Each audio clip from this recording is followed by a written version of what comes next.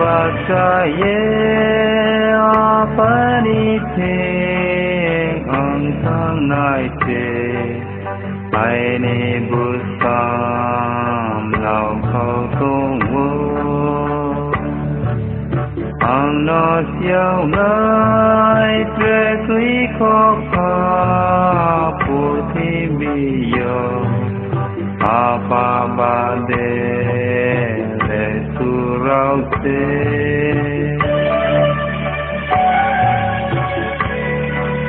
Pháp khe ye ang ma tung ko bong cho mo tao ma ya kha phê rao nghe tu song khe bong ang na la sao na Apani no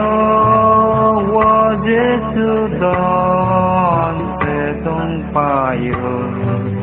wana tung nai no kam sang wo mai ho pu ye ho bu ta ke tu yao nai de ma ang ang ga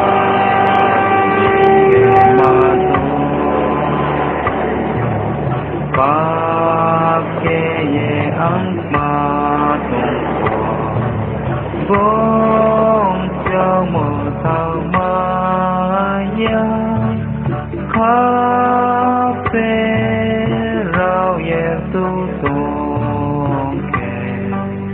bong ang na la sao na Vini te yo ang tong pho ba ri tung pa wo